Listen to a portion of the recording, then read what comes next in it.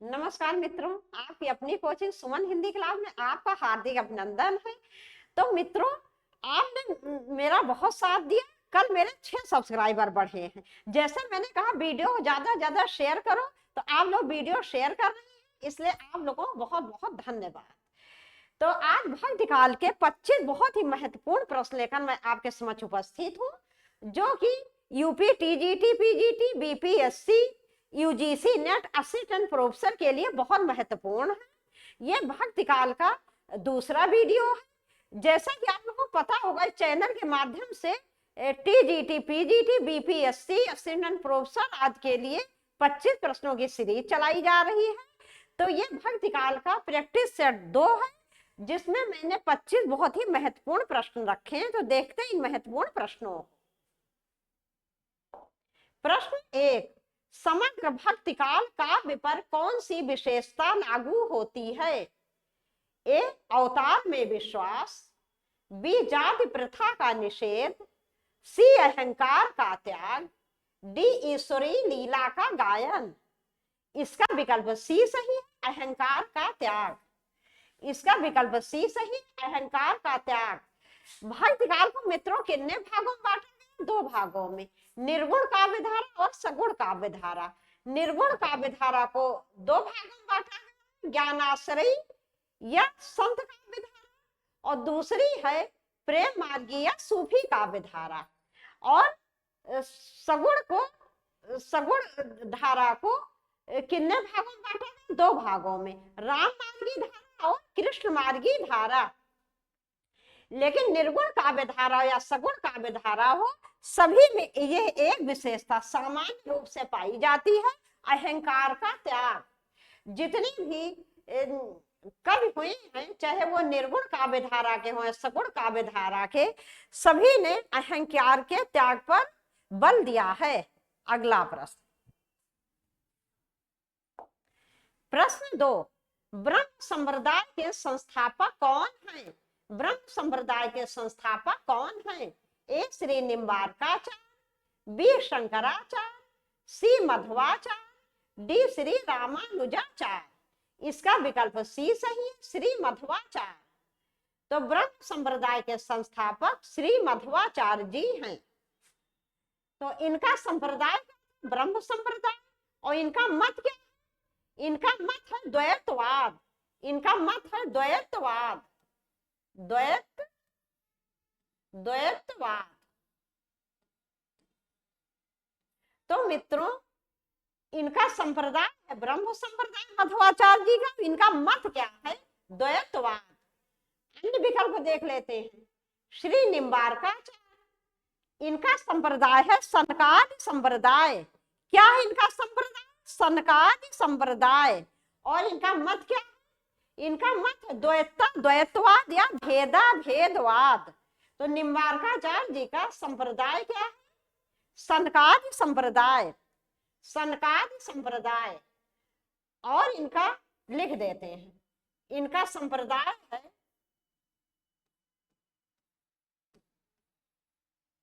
सनकादि।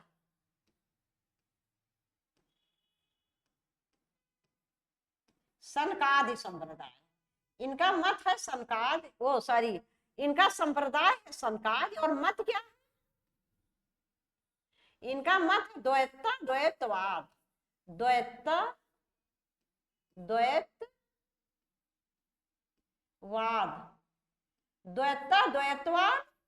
या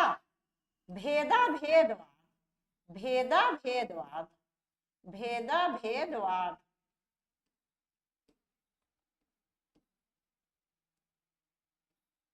तो मित्रों, निम्बार्काचार्य जी का संप्रदाय सनकादि संप्रदाय, और इनका मत है द्वैतवाद या भेदा भेदवाद। उसके बाद शंकराचार्य जी, इनका संप्रदाय क्या है? इनका संप्रदाय है स्मार्त संप्रदाय, स्मार्त संप्रदाय, स्मार्त संप्रदाय। और मत क्या है इनका शंकराचार्य जी का? शंकराचार्य जी का मत है अद्वैतवाद, अद्वैत अद्वैतवाद। ये लिखने में थोड़ी परेशानी हो रही, देखो इसमें मिल गया है, लेकिन आप समझ लेना अद्वैतवाद। और यहाँ में मिटा इसलिए नहीं सकती, मिटाने से पता नहीं क्या प्रॉब्लम सब चला जाता है। अद्वैतवाद तो शंकराचार्य जी का संप्रदाय है स्मार्त संप्रदाय, और इनका मत है अद्वैतवाद। रामानुजाचार्य जी का संप्रदाय क्या है? इनका संप्रदाय है विशिष्टाद्वैतवाद।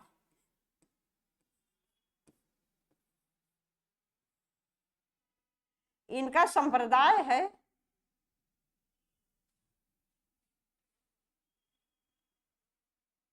विशिष्टाद्वैतवाद।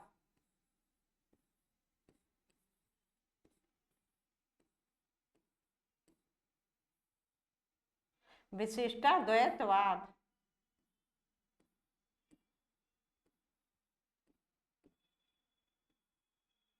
रामानुजाचार्य जी का संप्रदाय का विशिष्टाद्वैतवाद।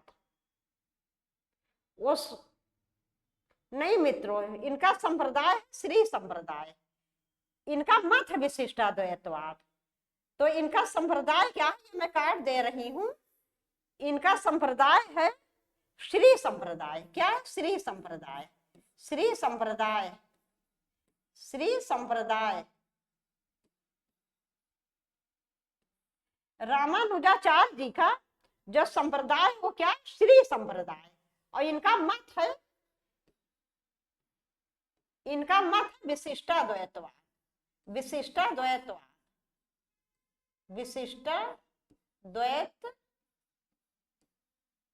विशिष्टाद्वैतवाद।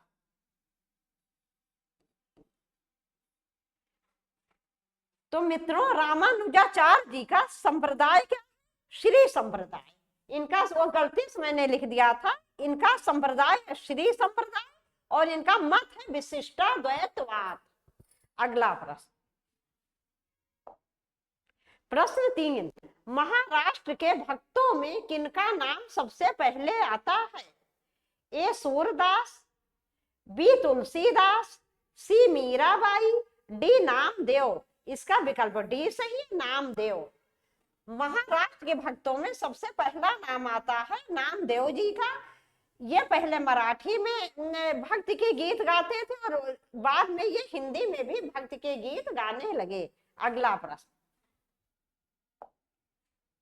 प्रश्न 4, तमिल भाषा में किस महाकवि ने रामायण की रचना की है? तमिल भाषा में किस महाकवि ने रामायण की रचना की? ए कंप, बी पंप, सी नेमचंद्र, डी कृतिवास। इसका विकल्प ए सही है, कंप। तो तमिल भाषा में कंप महाकवि ने रामायण की रचना की है और कृतिवास बंगला भाषा में। अगला प्रश्न, प्रश्न 5, भक्ति काल की समय सीमा क्या है? ए बीसी संवत 1275 से बीसी संवत 1700 तक, बी बीसी संवत 1275 से बीसी संवत 1800 तक, सी बीसी संवत 1375 से बीसी संवत 1850 तक, डी उपर्युक्त में से कोई नहीं। इसका विकल्प डी सही होगा, उपर्युक्त में से कोई नहीं। तो मित्रों, भक्ति काल की जो समय सीमा है वो क्या है? वो है, देखो आज काल क्या है, 1050 से 1375, बीसी संवत 200, बीसी संवत 1050 से 1375। ये किसके है? आज काल की समय सीमा। और भक्ति काल की क्या है? 1375 से 1700 बीसी। ये 1375 लिखा है इसमें, 1850 1750 होना चाहिए, 1700 बीसी, 1375 से 1700। फिर रीत काल की समय सीमा क्या है? 1700 से बीसी संवत 1700 से 1900 और आधुनिक काल 1900 से आज तक। तो भक्ति काल की समय सीमा है, यहां मैं लिख दे रही हूं, बीसी संवत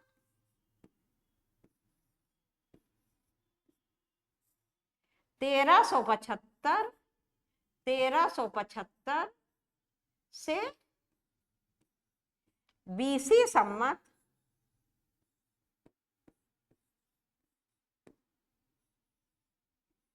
1375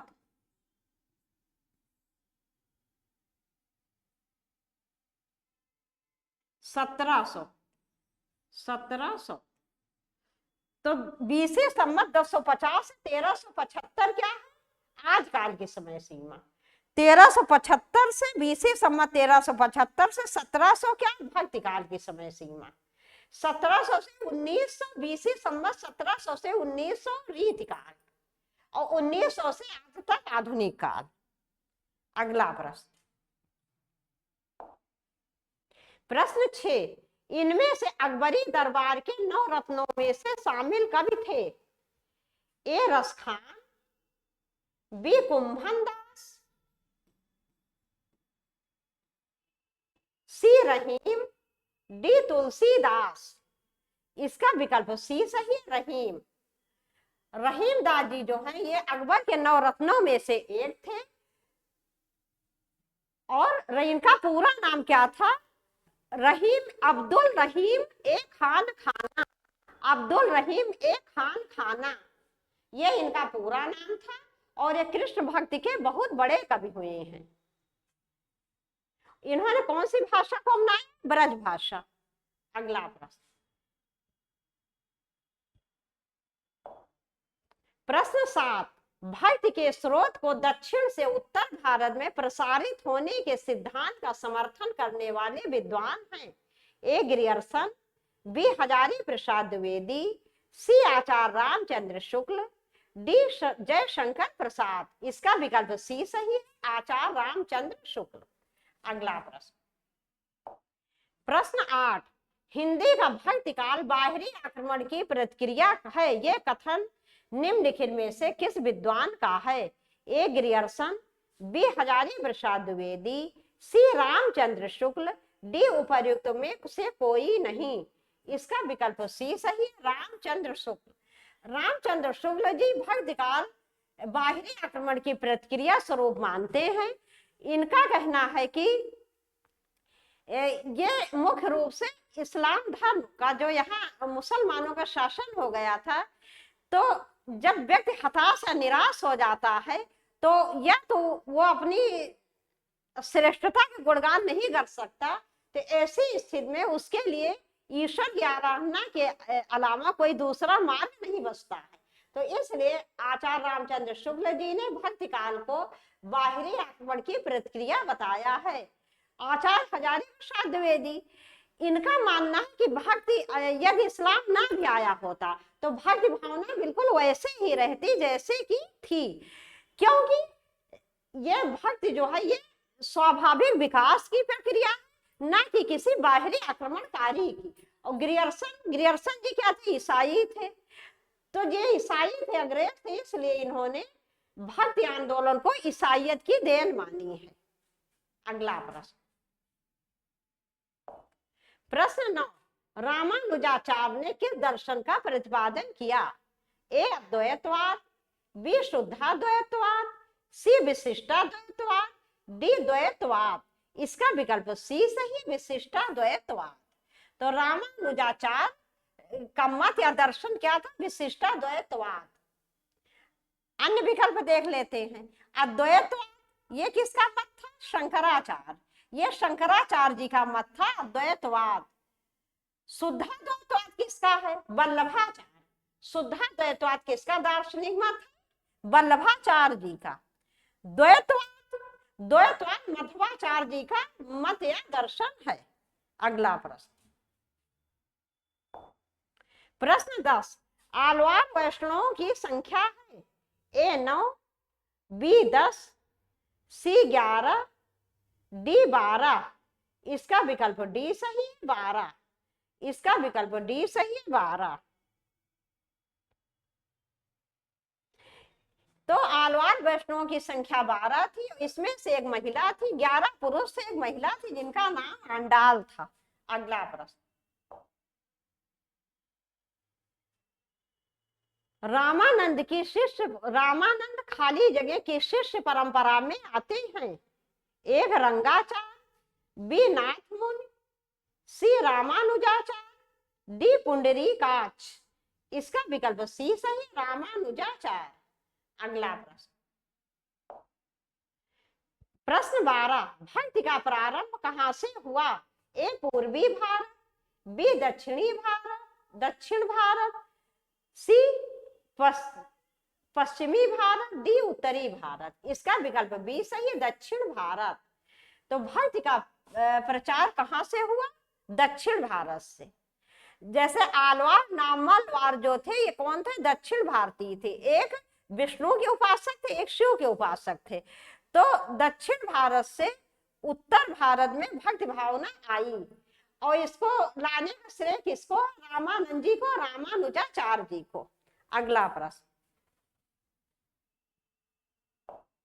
प्रश्न 13, आरती की जय हनुमान लला की के रचयिता कौन है? ए नाभादास, बी रामानुज, सी रामानंद, डी तुलसीदास। इसका विकल्प सी सही है, रामानंद। ये रामानंद जी की लिखी हुई पंक्तियां हैं। मित्रों, तब छोटी की मात्रा होती है आरती, तो आरती का अर्थ हो जाता है शत्रु, और आरती का अर्थ सब लोग जानते ही हो, पूजा पाठ से संबंधित जो आरती लिखी जाती है। अगला प्रश्न, प्रश्न 14, गलता में रामानंद संप्रदाय की गद्दी किसने स्थापित की? ए तुलसीदास, बी अनंतानंद, सी सुखानंद, डी कृष्णदास परिहारी। इसका विकल्प डी सही, कृष्णदास परिहारी। ये गलता कहाँ? ये राजस्थान में है। ये राजस्थान के अजमेर, जो राजस्थान का जो अजमेर नामक स्थान है, वहां पर रामानंद संप्रदाय की गद्दी कृष्णदास परिहारी जी ने स्थापित की थी। अगला प्रश्न, प्रश्न 15, राघवानंद जी किस महान भक्त कवि के गुरु थे? राघवानंद जी किस महान व्यक्ति के गुरु थे? किस महान व्यक्ति के गुरु थे राघवानंद जी? ए कबीर, बी रामानंद, सी मध्वाचार्य, डी सूरदास। इसका विकल्प बी सही है, रामानंद। तो राघवानंद जी रामानंद जी के वाकई भाई बहुत महान व्यक्ति थे रामानंद जी। सभी लोग इनके नाम से परिचित हैं। जो रामानंद जी के नाम से ना परिचित हो उसको तो हिंदी पढ़ना ही नहीं चाहिए, छोड़ देनी चाहिए पढ़नी। तो ये राघवानंद जी रामानंद जी के गुरु थे।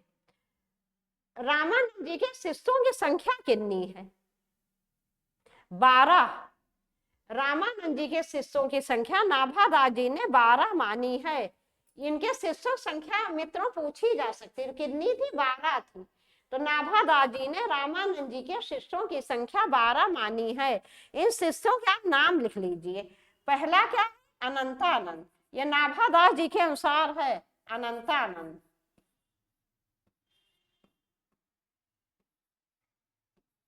अनंतानंद, पहला अनंतानंद, दूसरा कबीर,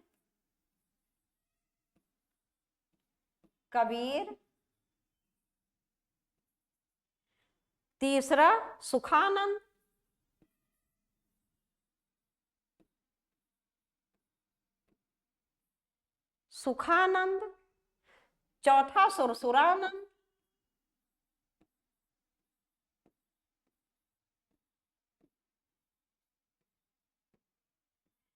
चौथा सुरसुरानंद, पांचवा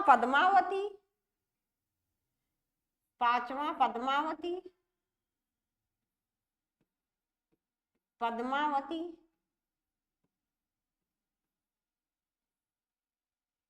छठा नरहरि,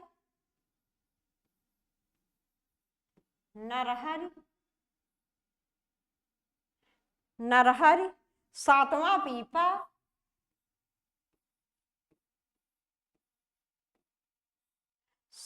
पीपा, आठवां भावानंद,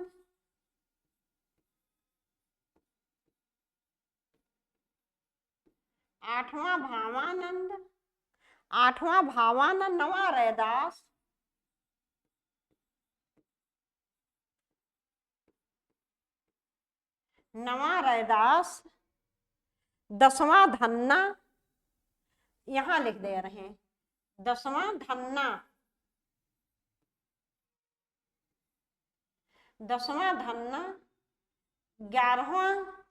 11वां सेन, 11वां सेन, 12वां सुरसुरी, 12वां सुरसुरी।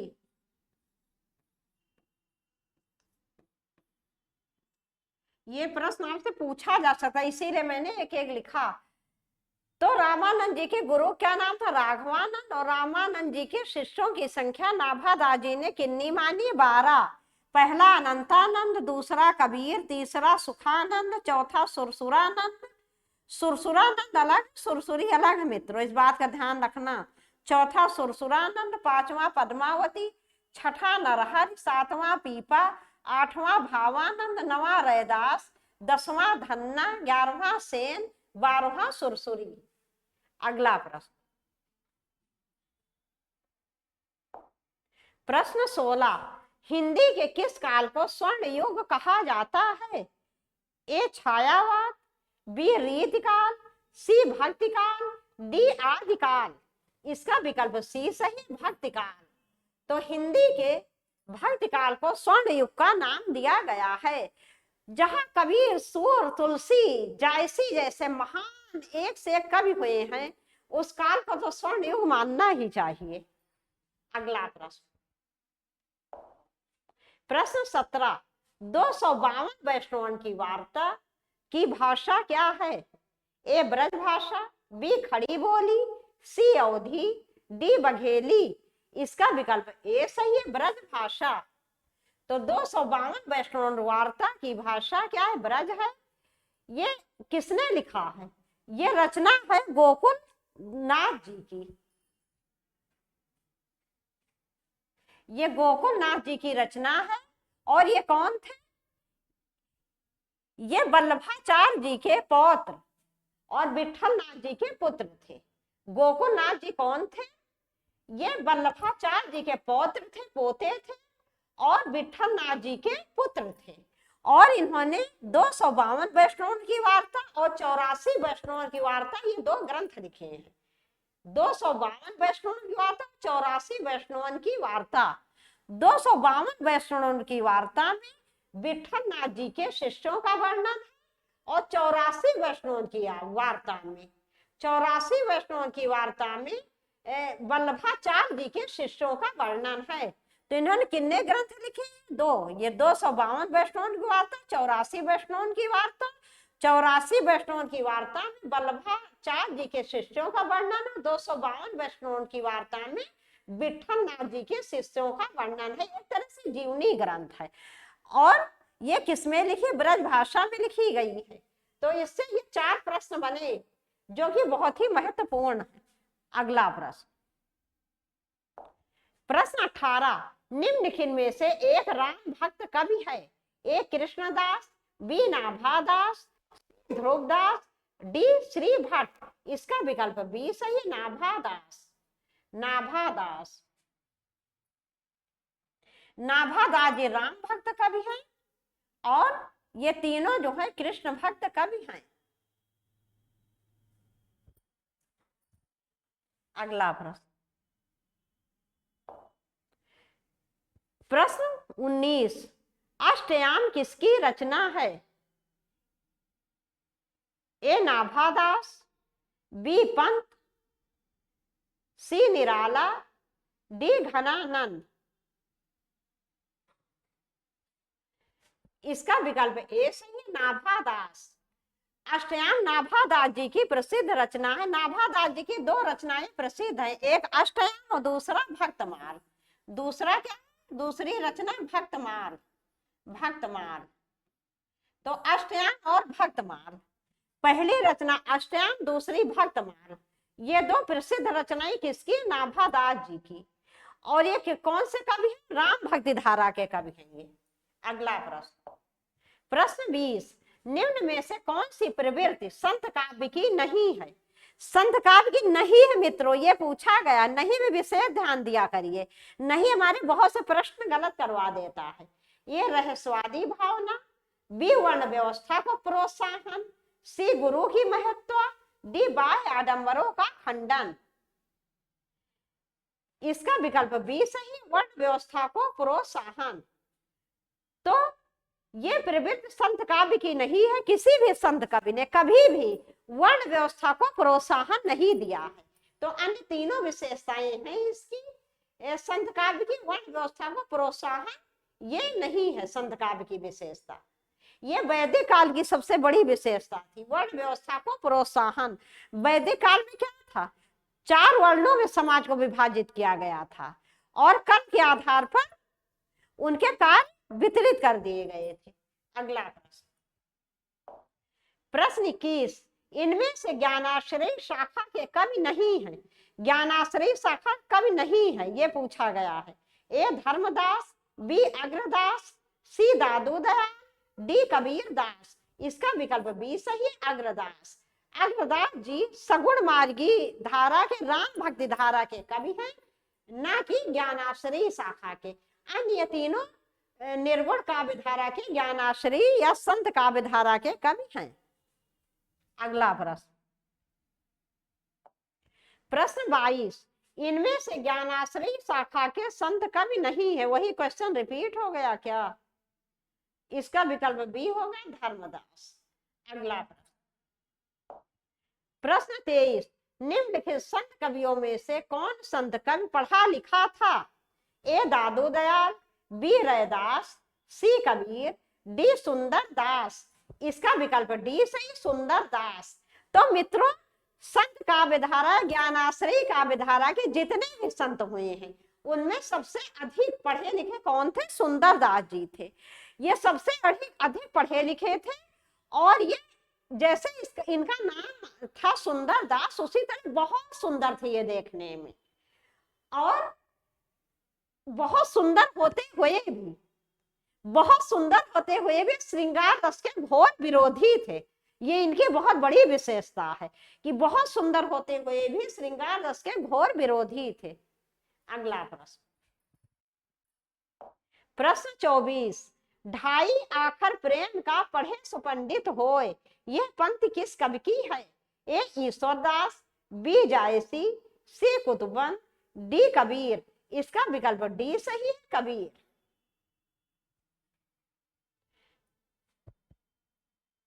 अगला प्रश्न, प्रश्न 25 तथा इस वीडियो का अंतिम प्रश्न, निर्गुण ज्ञानाश्रयी शाखा का दूसरा नाम है?